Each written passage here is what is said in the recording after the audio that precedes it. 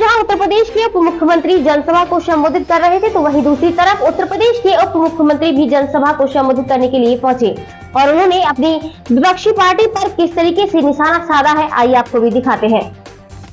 बता दें कि समाजवादी के राष्ट्रीय अध्यक्ष और उत्तर प्रदेश के पूर्व मुख्यमंत्री अखिलेश यादव ने आम विधानसभा चुनाव में करहल विधानसभा में जीत दर्ज कराई थी, जिसके बाद वह लोकसभा चुनाव लड़े और यहां भी उन्होंने जीत दर्ज करने का काम किया, जिसके चलते करहल विधानसभा पर उपचुनाव होना तय हुआ था। 20 नवंबर के दिन उपचुनाव होगा। ऐसे में समाजवादी पार्टी के राष्ट्रीय अध्यक्ष स्वयं अखिलेश यादव अपने प्रत्याशी तेज प्रताप यादव के समर्थन में जनसभा को संबोधित करने के लिए पहुंचे। कोसमा में जनसभा को संबोधित करने के लिए पहुंचे थे। उन्होंने यहां क्षेत्र की जनता से वोटों की अपील की है और वहीं भारतीय जनता पार्टी पर भी जमकर हमला बोला है। भारतीय जनता पार्टी पर जमकर निशाना उन्होंने साधा है और भारतीय जनता पार्टी को जनता की हितैषी पार्टी नहीं बताया है। उन्होंने मंच के माध्यम से क्या कुछ कहा, अब जरा यह भी सुनिए। ये देखिए, ये करहल से ऐतिहासिक जीत होगी। जनता देख रही है भारतीय जनता पार्टी की जो नकारात्मक राजनीति है वो कामयाब नहीं होगी, बांटने की राजनीति कामयाब नहीं होगी। जो उनकी निगेटिविटी है और जानबूझ करके जनता को जो परेशान कर रहे हैं, किसान को डीएपी न दे करके, खाद न दे करके ये परेशान कर रहे हैं, नौजवानों की नौकरी को उलझा करके ये परेशान कर रहे हैं।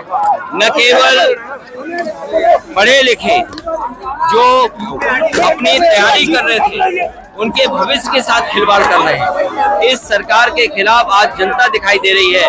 अगर हम प्रतिशत के हिसाब से देखें तो 100 में से 100% ये हारने जा रहे हैं और अगर हम गिनती और संख्या में गिनेंगे तो 9 की 9 सीटें ये इस बार बाई इलेक्शन हार रहे हैं।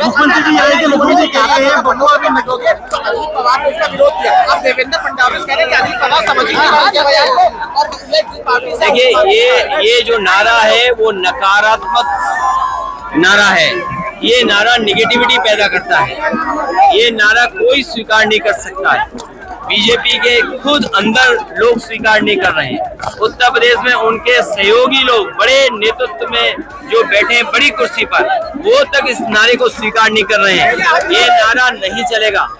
इस देश की संस्कृति रही है मिली जुली। ये गंगा जमुनी संस्कृति का देश है। ये सबको साथ लेकर के चलने का देश है। ये सौहार्द पसंद समाज है।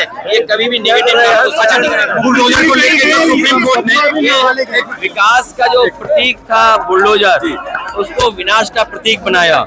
मैं सुप्रीम कोर्ट को बधाई देता हूँ। ये जो अनडेमोक्रेटिक, अनकॉन्स्टिट्यूशनल बुलडोजर जो चल रहा था, उसको हमेशा हमेशा के लिए गैराज में खड़ा कर दिया। न केवल गैराज में खड़ा कर दिया, बल्कि सरकार को सोचना चाहिए, उन्हें जुर्माना देना पड़ेगा। जुर्माने के साथ साथ जिन अधिकारियों ने ये कार्रवाई की है, उन अधिकारियों के खिलाफ भी कार्रवाई का सामना करना पड़ेगा।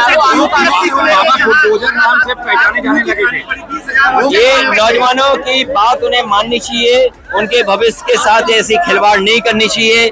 जो बड़े बड़े दावे करते हैं कि रिकॉर्ड एग्जामिनेशन करा सकते हैं, रिकॉर्ड संख्या के बच्चों की परीक्षा करा सकते हैं, ये यूपी पीसीएस के बच्चों की नौकरी एक साथ नहीं करा सकते हैं।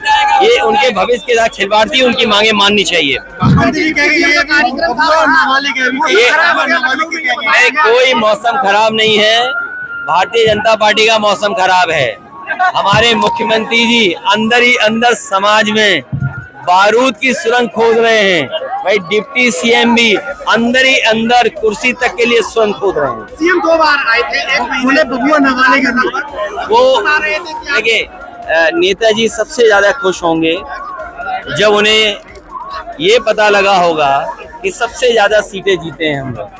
लोकसभा का परिणाम, इंडिया गठबंधन की सीटें ने भारतीय जनता पार्टी की बहुमत की सरकार रोकी। इससे बड़ा नेताजी के लिए सम्मान की बात कोई नहीं हो सकती थी।